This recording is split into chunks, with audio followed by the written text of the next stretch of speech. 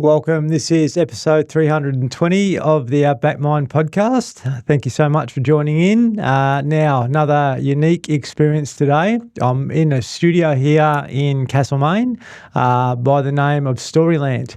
And the owner and founder here, Miles, was gracious enough to be able to provide us an opportunity to come and have a chat with a wonderful man that owns an organisation called Secret States by the name of Achintya.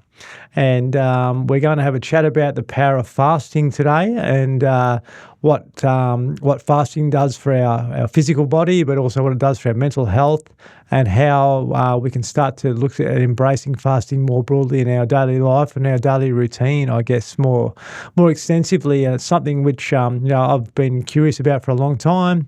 I've had an interesting relationship with fasting myself, and I know when I do it, how good it makes me feel.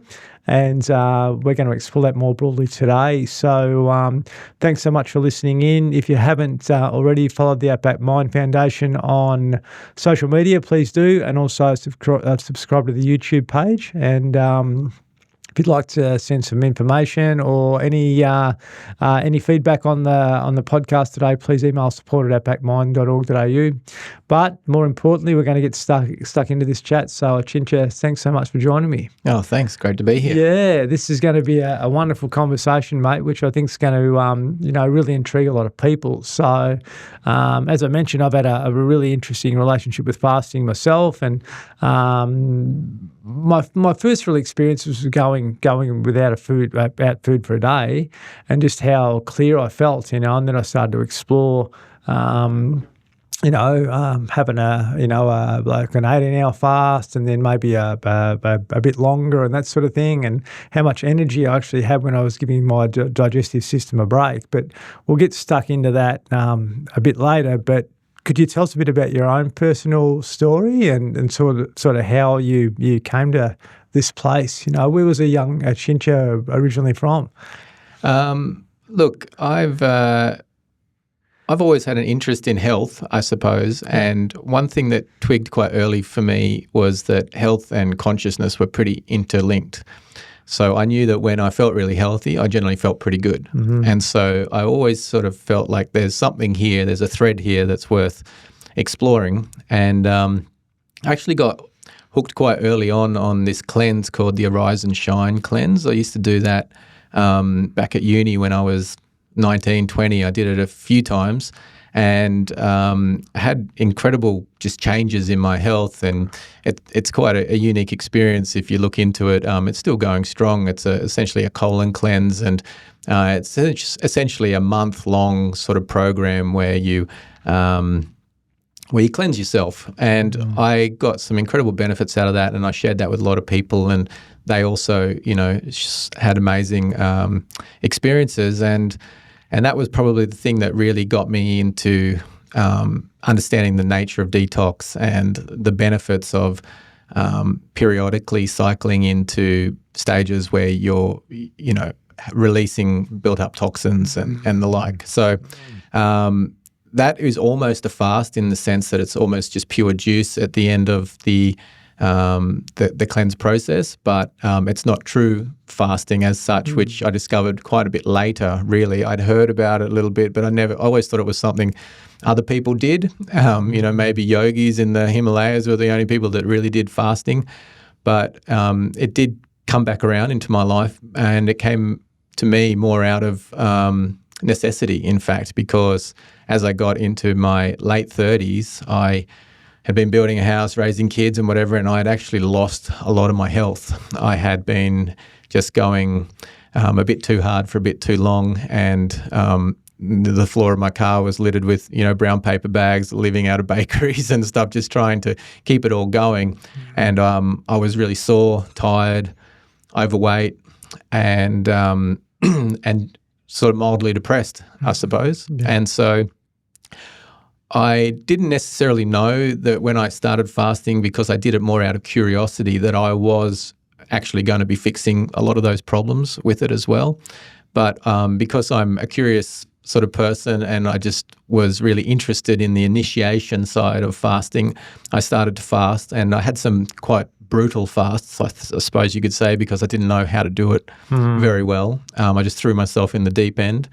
But, I got through, and I ended up having some kind of breakthroughs into these other places of myself where I had never seen, such states before, where that clarity you mentioned and everything that comes with fasting was all of a sudden apparent. And I was just more in awe of the fact that I could go for several days without food. I just thought this is an amazing experience to witness my body holding up in these conditions. So I started with a few 4-day fasts and some 5-day fasts, and then I'm like, I'm going to do a 10-day. So I did a couple of 10-day fasts, and then I did a couple of 14-day fasts just to see how far this really goes.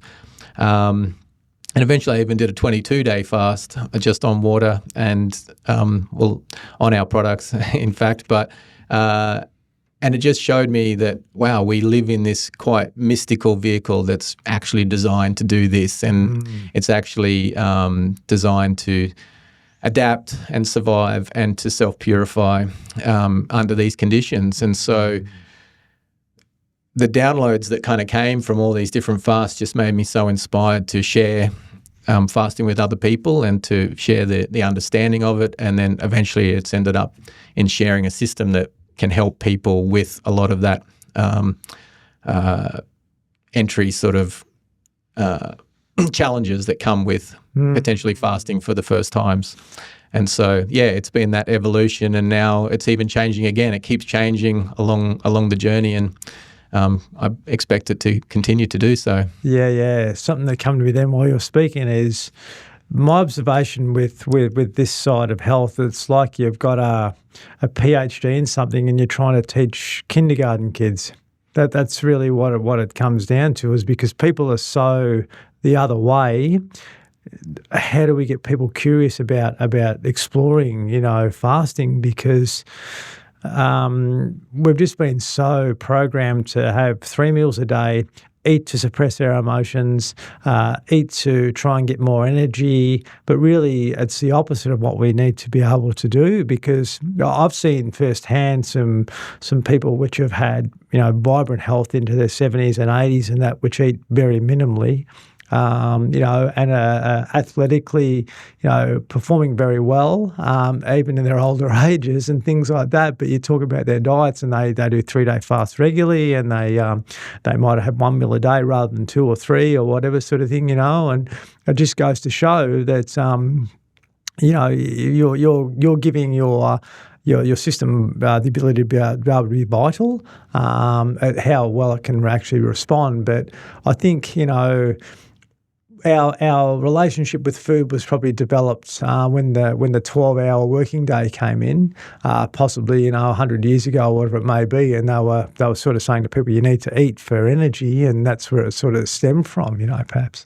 Yeah, no doubt. And like you say, it still shocks me when people entertain this concept of fasting and think that they still have a belief, even as an adult perhaps, that they can't live for a day without food. They think on the other side of that 24 hours they're going to die or something. Like, there's still this inherent, ingrained sort of false belief in the body being incapable of lasting on a fast. So that's the first hurdle, is like what's stuck in the mind around fasting.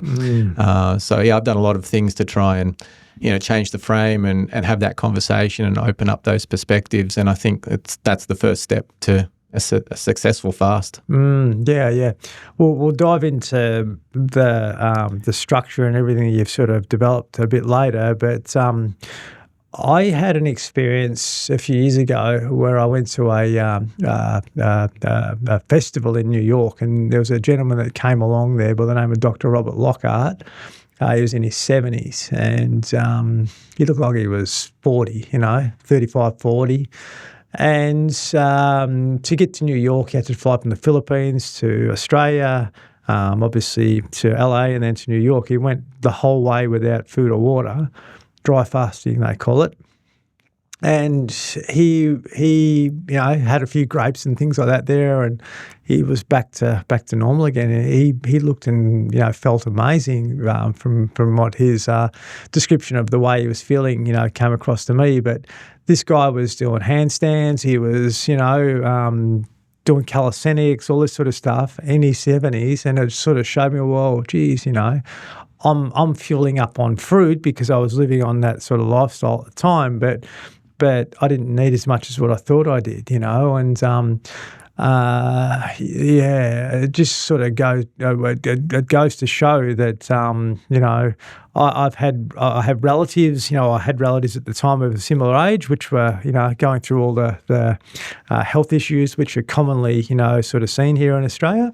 And I saw a gentleman which was doing the opposite, and vibrant and healthy. So it's so hard to help people comprehend that there's another way to go on about it, Yeah, and unfortunately we're up against a tsunami of just inputs and marketing and all sorts of cultural bias that's stopping us from having that moment of clarity and realization to experience it, because we're just so indoctrinated around food. And now as well, the food itself has changed so dramatically in the last couple of decades, where it's so highly palatable and it's so so dense in calories that we're just consuming so much more energy as well. And culturally, just we're so overstimulated and stressed, and all of it's just a perfect storm to essentially get poisoned, really. Yeah. We're dying of overconsumption and poison, and we're poisoning ourselves with insulin resistance, and our blood sugar, they're the precursors to most of the chronic diseases that we suffer with now. Yeah. So it is an incredibly important time, I think, to just pause and think, well, this practice has been around and proven for thousands of years. It's not the next latest big pharma kind of offering. It's something that's there, but it's never really had a voice that can compete with the noise of the market, let's say, that's trying to peddle other things. And it also, I think fasting's super unique in as much as it doesn't just fix the body, it starts to heal the mind and the subtle body, and then ultimately we start to fix families and culture and our complete awareness of who we are as a species. So it's a bit more than all of that too, and that's probably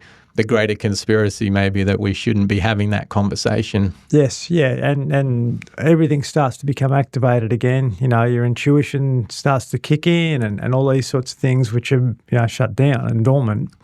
And we'll go deep pretty quickly. I'm very happy to do it. If you look at modern society and the way people are, sort of being programmed, if you want to use that word. If you look at a sporting event, for example, it's constant bombardment of consumption in some way, shape or form, which is traditionally unhealthy consumption, And I've had these conversations at a reasonably high level with people that make decisions previously, and it just gets ignored that they can't flog unhealthy food to people, and not experience consequences, because what it actually does is if people are unhealthy, then they become obviously a constant consumer, which leads into pharmaceuticals and all sorts of stuff. And this might sound really difficult for a lot of people listening, but it's the reality of what it is. You're on a pathway of dependency at the end of the day. And sometimes if you're struggling in that space, it's up to us as individuals to take a bit of responsibility and say, well, hey, something's not actually working here. I'm outsourcing everything. What do I need to do? I've got to maybe look at turning inward and exploring what's going on inside myself, because I've got the power to do it. Is going a day without food available to me? Yes, it is. Have I got the courage to do it? Maybe not. But have I got some structure to go towards which could help me? Then possibly, and this is where what you're doing, I think, comes into play. Yeah, I think a lot of it's education first, as you say. Like people just need to meet people and have that conversation and know it's possible. Like having that first seed planted is key, because then you can have the curiosity, you can do the research, and you can show some interest that sort of gives you a container to put your fast into. Otherwise, it's just some sort of random thing, and having a community, a support network, or having having experience around you around fasting, because a lot of doctors, they just blank over when you speak about fasting. I fortunately had an Asian doctor here in town when I did my 22-day fast, and I did my bloods and everything because I was quite interested to see what might happen. And he was very encouraging of me doing the fast and said it would be fine and whatever, had no concerns because it was a bit more from his culture. He already knew about it, but a lot of doctors who don't have that sort of historical, cultural reference for fasting don't know anything about it and certainly don't prescribe it because they think it's dangerous or whatever, or they don't know how to assist people with their fast. And so, yeah, we're up against that, unfortunately. But yeah, with the right association, you meet some people and can speak about fasting or do some research. There's lots of great books. I've got a fantastic library of every fasting book I've ever been able to find, really, because this is my passion now and this is my service, I suppose, to try and help other people. And I've even now written my own book, which is a culmination of essentially what I think is the bridge between not fasting or never fasting to actually becoming a practitioner of fasting and to get the benefits, because I could see repeatedly from the hundreds of conversations I've had with people over the years that so many of the same questions were being asked and so many gaps in the knowledge were there that I could actually formulate this as at least an operating manual to get you through that middle of the bell curve of inquiry. And so that's been quite well received, and the biggest compliment we've had on the book is essentially that it makes me want to fast. So I mean, that was its goal, and so I'm really happy to hear that too. Yeah. I think there's like the books that I was reading way back were written by Herbert Shelton in the 20s and 30s, and I was really curious, but it was like you're left to your own devices, I was like, okay, well, what do I do now, sort of thing, but it was very real, and we'll go deep again. Like a lot of that wisdom was shut down, it was really blocked and shut down for various reasons, and people, as I mentioned, the 12-hour day sort of become a thing, and people were having to consume to find energy, and they were too busy to fast maybe, and the Industrial Revolution kicked in, and all of a sudden, people are in a bit of a tailspin. You got world wars, you got all sorts of stuff. People are in fear. Fear becomes an energy which can be manipulated, and people start to live in that frequency, which is a low one, you know. And ever since then, we've seen radio and TV come in, and the majority of what's getting broadcast out there is in a low vibration, in a fear vibration. And when you're keeping people in that, they're wanting to consume to make themselves feel better. You can sort of see how it all intertwines, So as individuals, we've got to take a bit of responsibility and put a line in the sand and say, well, which way do I want to go? Do I want to empower myself, or do I want to disempower myself?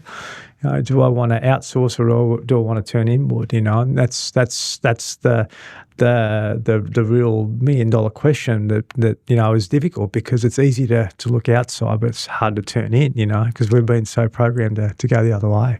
And I think it's ultimately a question of trust, because if you look at the medical system and the food system and everything, they're not that stupid to let these things happen. They know what causes insulin resistance, but yet we still spend $40 billion a year treating it. It's for me a no-brainer that I trust in nature. That's where my trust is always going to start. And I can extend it to some sort of institutions or whatever in time if I feel I want to, but I'll always revert back to my body being nature, and that's where I'm going to start from. And so once you see these institutions break trust, I think it's a calling to recalibrate where your trust is coming from. Yeah, good point. Yeah, and that's the thing. I really believe intuitively we know as young people, and then we sort of get trained out of ourselves, and we're put into this this disconnection, and it takes a lot of courage to go the other way, and start to trust again. Because you're right, we are part of this big ecosystem, but we've become shut down from that, if that makes sense, So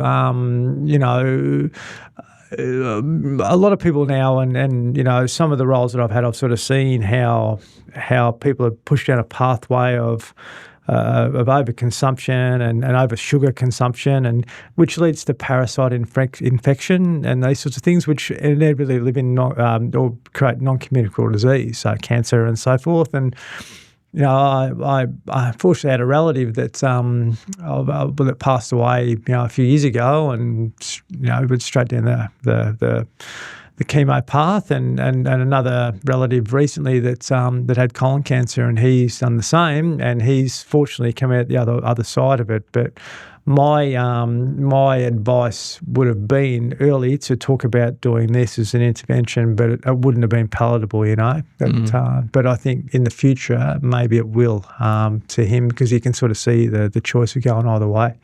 Yeah, and it's sad when you get people to the point where they're that sick that they're having to make desperate decisions, when if you can, in incremental bite-sized chunks, take a little bit of discipline or whatever to essentially mitigate that path altogether from your life, just by staying healthy and constantly rebuilding your vitality, rather than letting it get so far out of control that you're really trying to desperately get it back under your control. That's one thing that even I try and be way more mindful of, that if it's a bit uncomfortable or inconvenient to fast, sometimes I still use that as leverage for my mind to go, well, it's a small sacrifice now compared to some of these eyes you look into that are desperate and so terrified of where they've ended up.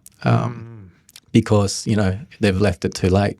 My observation is that people are wanting to cling on to their lifestyle as hard as they can. They'll do anything, so they don't want to give away their thick shakes or their donuts or whatever, but they'll do anything to maintain that, So that's where, give me a pill, give me whatever, but I'm stuck. I'm a slave to coffee, or I'm a slave to this, or I'm a slave to that. Really, and that's what it comes down to. And they've done a great job of getting people hooked on something. Life can shift a hell of a lot if you're courageous enough to take a different pathway. And that's what I think you and I are pretty.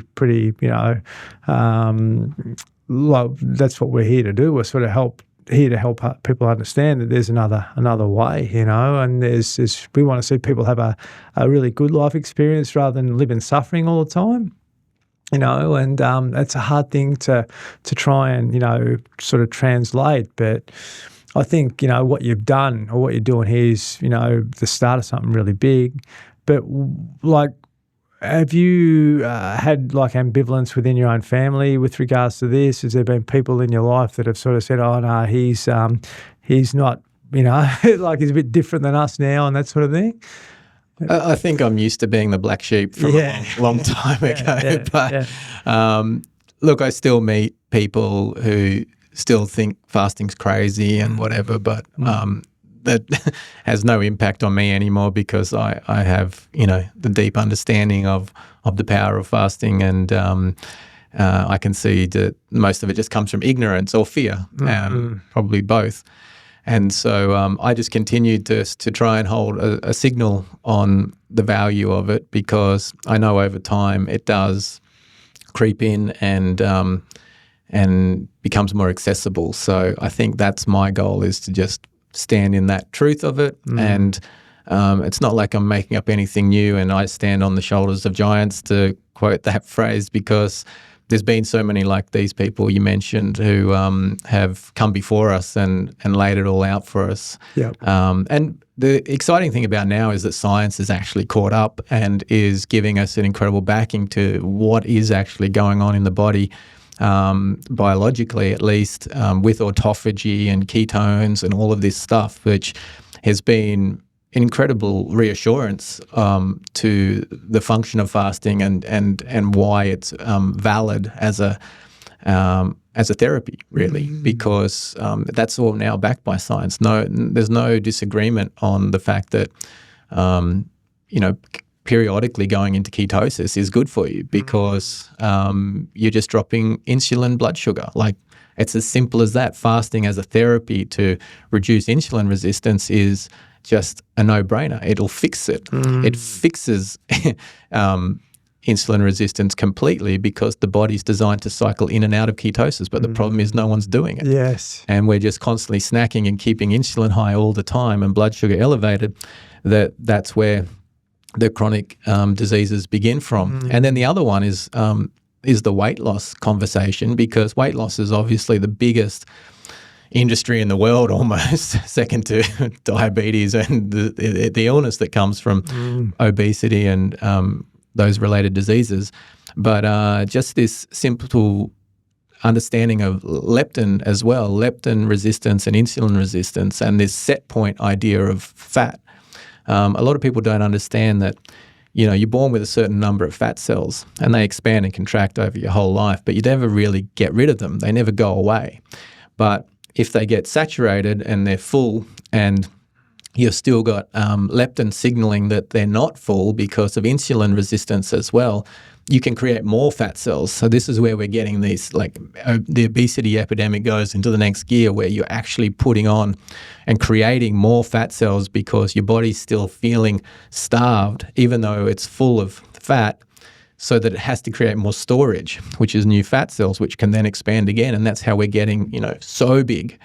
But fasting is really unique compared to any other diet, in as much as if you periodically cycle into nutritional ketosis through fasting, there's a lag because it also brings down leptin, and there's a lag before it comes back up. So what doing that over and over again does is it resets your fat set point, where your body is no longer panicking about trying to put that energy back on, because it's a safety mechanism. Actually filling your fat cells is there to keep your body safe. It's there to make you feel like you've got reserves, which is a survival function, which is nothing wrong with it. It's just that the way our diet and our lifestyles and the food that we're eating is working is that it's never telling you that you're full. It's never telling you that you've got enough to feel safe, whereas the fasting can reduce that periodically to the point where your body can let go of the extra fat in the cells and remain calm about it. It doesn't need to springboard back. Like a lot of people can lose weight, but then it comes back again because it's a hormone. It's not actually because you're less disciplined or whatever.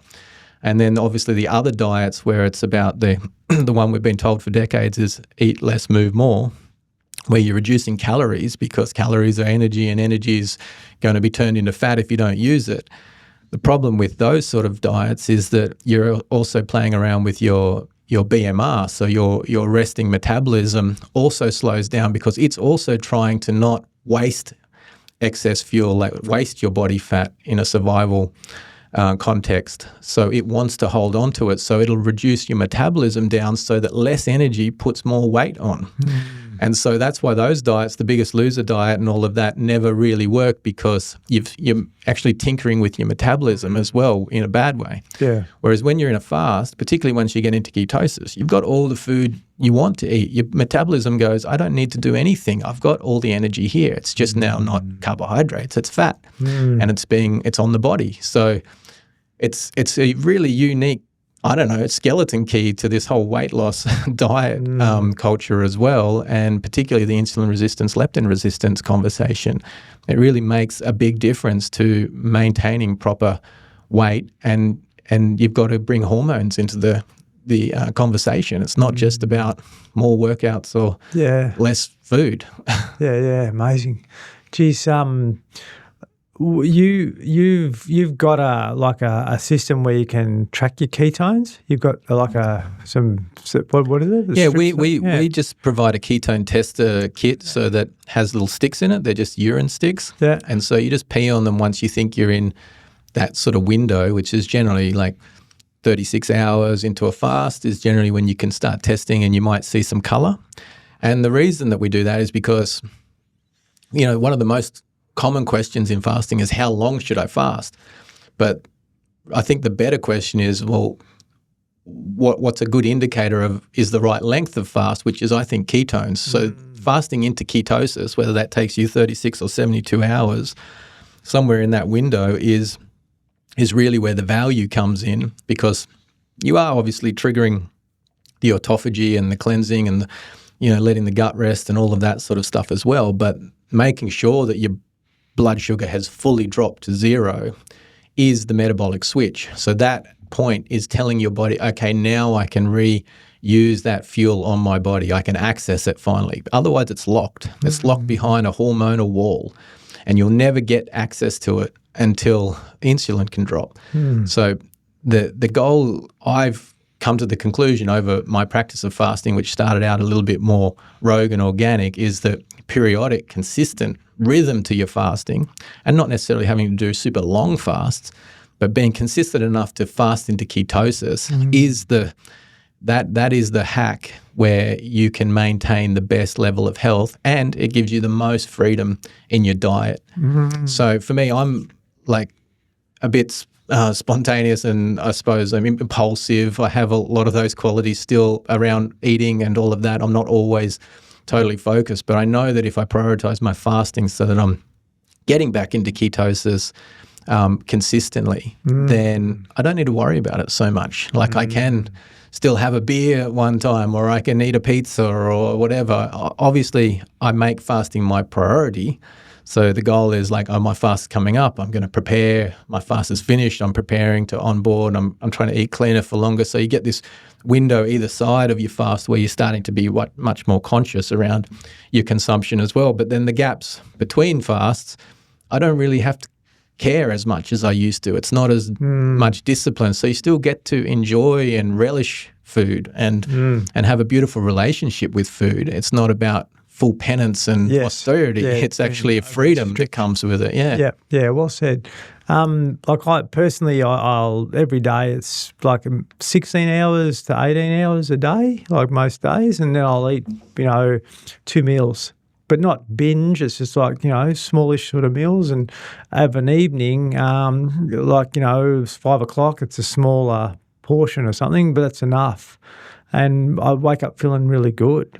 But yeah, like I will do that, and maybe occasionally I'll look at doing a full day or maybe a 36-hour or something like that. Is that sort of enough? Or absolutely. And if you're doing that sort of intermittent fasting, like daily fasting, what that's doing is it's just allowing your blood sugar just to drop, and that practice is good in itself. It may not be going all the way into ketosis, but at least you're going from an elevated state after eating to being able to come back down to zero. And so that in itself, that is proper eating, I would say, rather than intermittent fasting. I would call it proper eating, is to have windows where you can reset. And there's other things you can do with, eating, sauerkraut or having vinegar and stuff before your meals to dampen your insulin spikes, or you can go for a walk after a meal. They can all those things help as well. Yep. But as far as a baseline therapy for me now, I feel like that once a fortnight, trying to get into that ketosis. And it can be hard for the first few months or something, maybe if you're not an accomplished faster, but it gets easier. Yeah. And so then it just becomes a maintenance thing. And then periodically you might do a longer one, like a once a year thing where you're like, okay, I'm going to do a deeper, longer fast and really have a deep clean out, or you might do a dry fast or something like that. I also like dry fasting. It's super powerful and amazing, and it's actually great to do in winter. So they do. Robert told me like the cells regenerate 3 times quicker when you're not consuming water. Is that right? Yeah. And when you dry fast, your body does this miraculous thing because it needs to make metabolic water. So it actually uses the water in your fat cells to hydrate itself. So you can lose fat much faster, and fat obviously holds a lot of toxins. So it's a big detox on that level. And autophagy is also heightened, but it's pretty aggressive, so the body needs to be pretty adapted to get in and out of a dry fast. And I still prefer to do 2 days of water just so that I'm in ketosis, and then just drop, and everything seems to shrink naturally. Whereas if you come in and you're trying to get into ketosis in a dry fast, it can be pretty rough, depending on where you're starting from. A lot of fasting really comes in the preparation. The body really will accommodate most things, but the preparation will make how comfortable your ride is. Gotcha.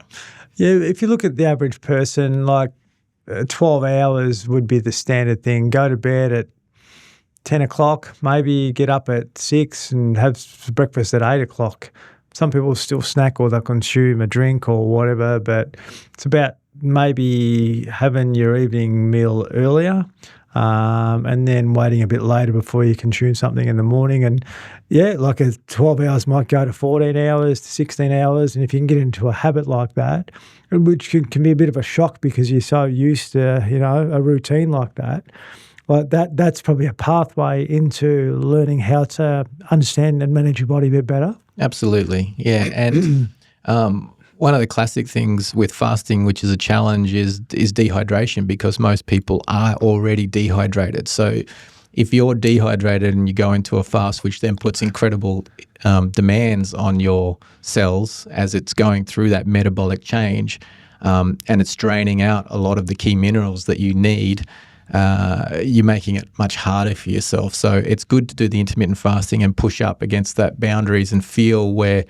maybe either your hydration isn't up to spec, or you're getting into a new stage that the body's asked to do something new in that metabolic switch, and just push up against it. And then when you're ready, you go, I'm going to jump off and I'm going to push through this and try and have the breakthrough, which is that full ketosis fast, which might come, I like to say 72 hours is really starts proper fasting. 48 can still feel pretty good. Mm-hmm. But once you're also through that, then as long as there's fat on your body and you're feeling okay, like you can go days and days. Like it's not such a big deal there. And everyone thinks that hunger is exponential. Like, I'm hungry now, so if I don't eat for 3 days, I'm going to be so hungry then. But it's actually the opposite, because ghrelin is also a hormone, the hunger hormone, and it drops away immediately too. So that's one of the greatest liberating experiences of fasting, is that you can be free from hunger. Like hunger is a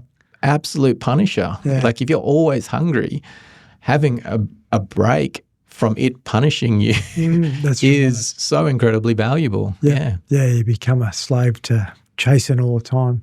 Yeah. With regards to your own experiences, if you've done a longer fast, has there been moments of really strong clarity and connection to, obviously the planet a bit more deeply and that sort of thing? Yeah, I think when you think about food as like consciousness, and you think about the things that you're consuming and everything that food's touched or been, a party to in getting into your body, once you remove all that, you realize how much noise is actually in that, like that you're digesting, and it becomes a part of your sort of signal.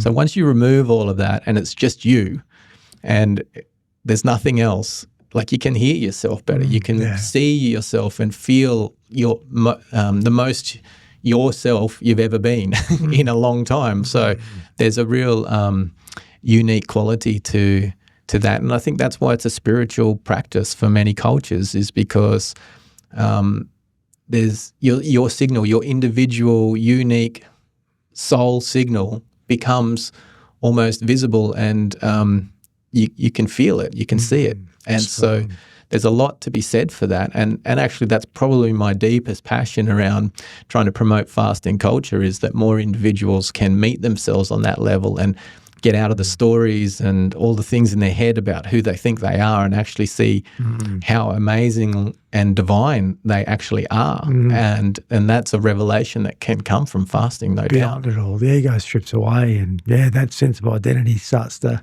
fade a little bit. And exploitation, like you've got to understand, like particularly in the yoga system, they always say the tongue is the hub of all the senses, and if you can control the tongue, you can control all the senses, and the mind as well. So the mind being the infrastructure where all the senses plug into. It's incredibly miraculous once it all goes still, and quiet. Control of palate, control of mind. Gandhi used to say that way back. He was onto this in the 40s.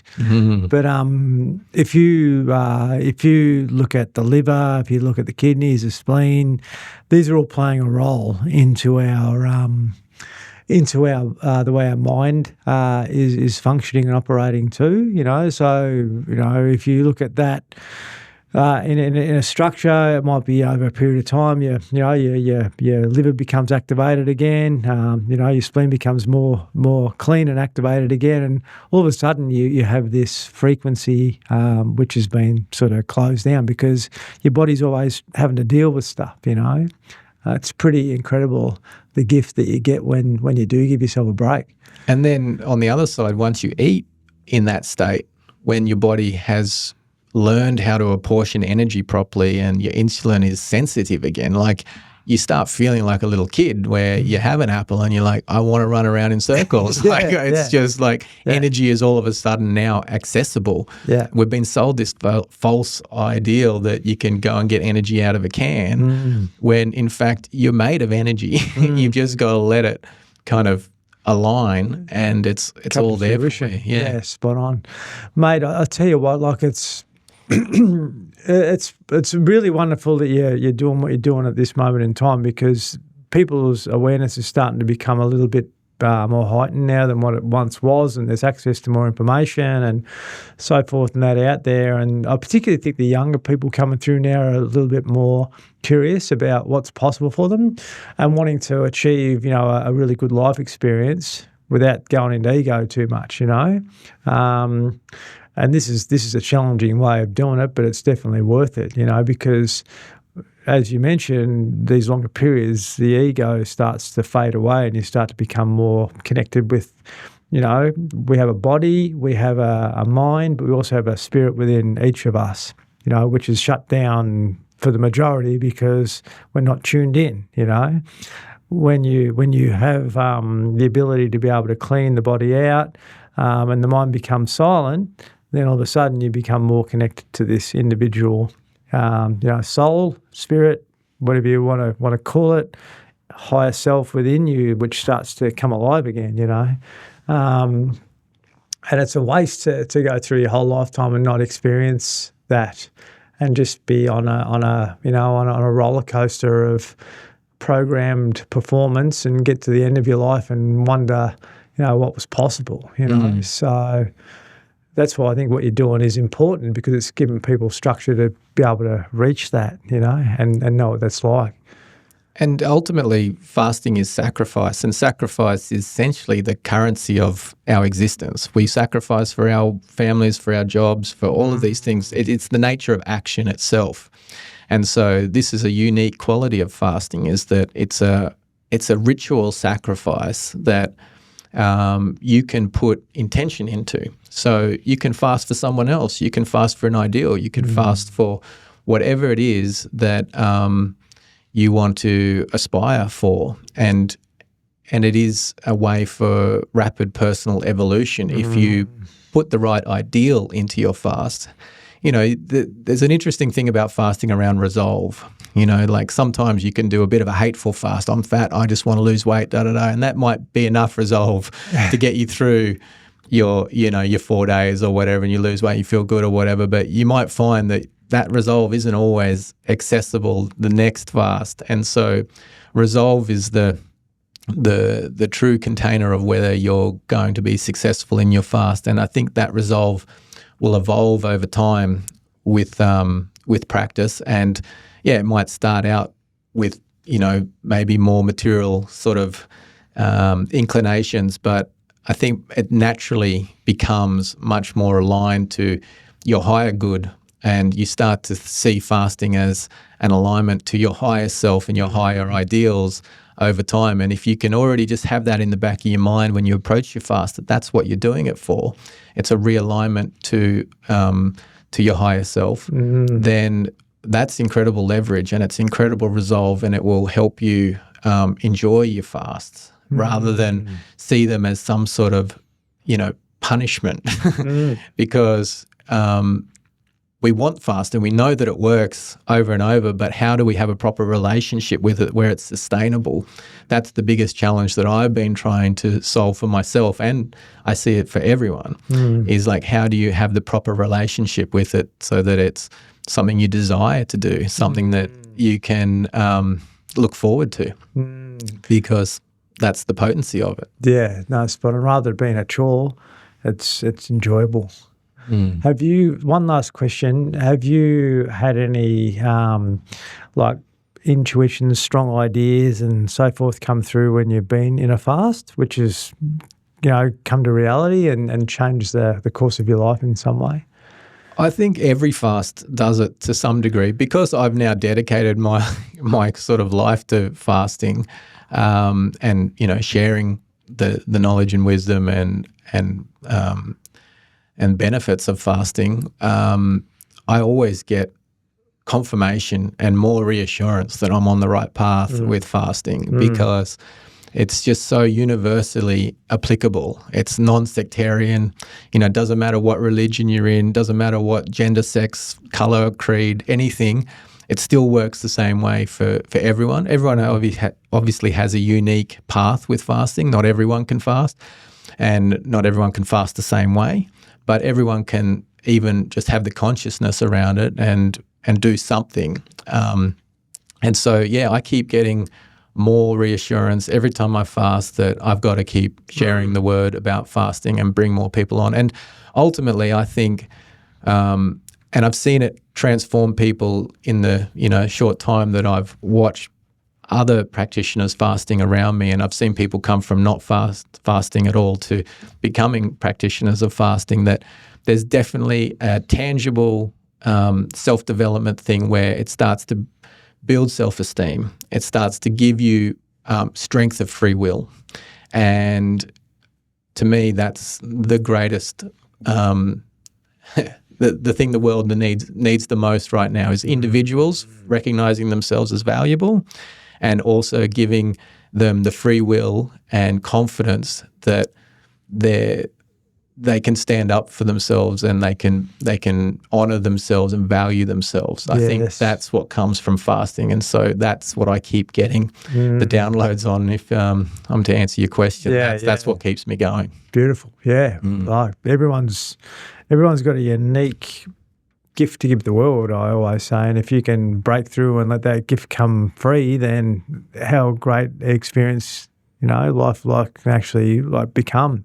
And it's like, it's like the dark energy is trying to keep the light out all the time. The dark will always keep trying to bombard you with consumption and stimulation and that, but you've got to be able to do exactly what you said, sort of hold firm through it, and usually, something wonderful comes out the other side of it, so. And when you meet yourself on a deep spiritual level, then fear is gone. Yes.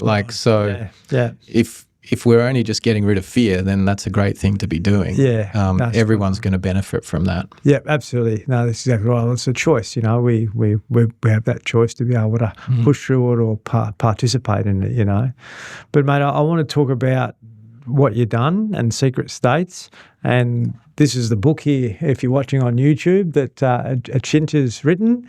It's a fasting guide, and I've read this, and I've been using the products myself, and I've found them to be incredibly wonderful. And you look forward to having them on a daily basis because they're really good. Rather than just drinking water, there's a little bit of flavour in that in there, which I think one of the products has got 0 calories, the other couple have got a couple of calories in them, but it's very pure and clean. And if you look at water, for example, like a lot of normal water out there isn't that clean anyway. Hasn't got a lot of vibration or energy in it, and this actually has. And that's something we've got to become conscious of too, as the water we're drinking, and where it's coming from, and that's not fluoridated and all those sorts of things. So mate, can you tell us a bit about secret states? What gave you the idea? Obviously, it might have happened in a fast. And what gave you the courage to say, I'm going to do something about it, Yeah, look, it did definitely come from the inspiration of fasting. It just hit me one day sitting on the side of the bed that, there's a real value proposition here that I could offer. And essentially we had to create a whole new category of drink, which is essentially the water fasting tonic. And what that is it's pretty simple, really. It's a beautiful spring water base, and then we mineralize it, quite high dose minerals to give you that extra punch that you need to get through that metabolic shift we've talked about. But more importantly, it's also got no calories that would cause an insulin spike. You know, having 4 calories in a 750 ml doesn't do anything, but you still get a nice bit of lemon or whatever to get you through. So we're giving the cells the support they need to go through the shift and to let the insulin drop, because insulin also sucks all the minerals as it drops. It drains out. So you'll notice people urinate a lot when they start fasting because the body's looking for recalibration. And quite simply, the reason that a lot of people just drink our products as opposed to not just fasting for hydration is that you see people walking around with these 3-litre water bottles, but they're just full of either tap water or normal water. They're not quenching your thirst, because actually what your body wants is the minerals, the sodium, the potassium, magnesium, and structured, like you said. We don't put it in cans, because cans have all got that plastic lining in them, and because there's quite a lot of minerals in there, that would eat away at it as well. And so they're in glass and slightly carbonated, which is good when you're fasting. It can sort of settle your stomach and let you have a good burp and just reorganize things. And it's nice to drink some bubbles. It makes it a bit more fun. The drinks are very popular just for people, feeling hydrated, because as we said, I think it's something like 80-90% of people are walking around mildly dehydrated. And so just hydrating alone can be such a elevation to your mood and overall feeling that clearly there's demand for that, and people see the value in that. For sure. Yeah. Most people, you're right. They've got these big water bottles and they're full of water, which is probably not the best water you can get anyway, sort of thing. But if people are listening and they're curious about that, start looking at Grander water and other products that can clean your water out, because that water becomes you essentially, But getting these products and using these products is also a great addition to giving the body a complete rest, without sort of sacrificing, a flavour or a colour or a mineral coming into your body. So I think what you have created is wonderful. It's very serendipitous. When I moved back to Victoria, I called through Castlemaine, and I was at a cafe and they had it there, and the guy said, I just finished a 3-day fast, this is what it was, and I bought a bottle of it, and it was really good. And just by fluke I've come across it again recently, and it's going to become part of my structure moving forward, to do. I think for me personally, to do maybe a 36-day fast once a month would be really good for me. 36 hours. 36 hour. Yes. It would be really good for me. If I can say, well, on the 17th of the month I'm going to do this, and I just do it. Well, I've tried to create a system and a structure around it, because that's what I need, and I can see that's the value in it. And so the bottles are almost dosed so that you can see them as meal replacements. So 1 bottle for every meal, you're generally having 3 bottles a day. Yeah. The only caveat is you really want to start them the day before you fast to make sure you're hydrated before you're going in. Yeah. And then obviously the ketone tester is about knowing that you've done the insulin drop and you're into the metabolic switch. That's good. But then the last part that you're talking about now is framing a frequency to your fasting. And so we've also created a free Telegram group that you can join, and we fast twice a month, and we fast just before the new moon and the full moon. And so 4 days out, we start on, it's called the still point day, and that's when the sun, the moon, and the earth are in trine, meaning they're equal angle to each other. And so that's called the still point, and this is a date that the ancients have used to fast on for that reason, because we're also water and it's about the tides and all sorts of things. So we're reinstating that as a window, and we offer a guided fast just to help you be conscious about the different stages that are happening, and so you can follow along, and you can do 24 hours, 36 hours, you can do longer, but it's nice to have that rhythm, and that's where the compounding effect happens over time if you can be consistent. So this is the last piece of the puzzle I'm trying to solve, is we've sorted out a lot of the structure with the hydration and getting it all through, but now it's how do we compound, and that frequency is the game changer. Wow. Well, what the good thing I'm hearing there is you got a community which can support each other. Because my experience is before now have been just me on my own. If you're doing it in a group, could be a really good thing, to communicate and get each other through on that, because you know full well the benefits of this, and if you're able to be there and hold space for others while they're going through it, that's a pretty amazing thing. And that's why we've called it Fast Club, like it is. Right. Fast Club.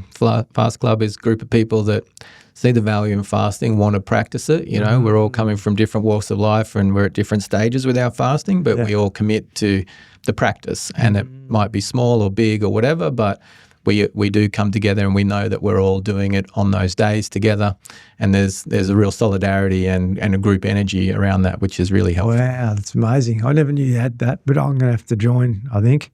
How can people get hold of you, or is there social media and websites and all that sort of stuff? Yeah, secretstates.com is our main website, and we also are on Instagram and now Telegram, and we've got some really interesting stuff coming up in the next couple of months as well, with our own fasting facilitator intelligence system that can be almost like a fasting coach that'll be available to people as well.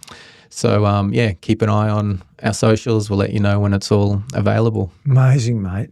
FQ, we need to say fasting intelligence, or we'll start calling it FQ. Maybe it might be a good thing. Yeah. But look, just want to say thank you so much. Thank you, and really appreciate the opportunity. If you're watching this, please reach out to these guys, because I reckon, if you've had any disease, which is the opposite of the way we're meant to be, and that's in ease, fasting might be a great pathway to explore, healing that.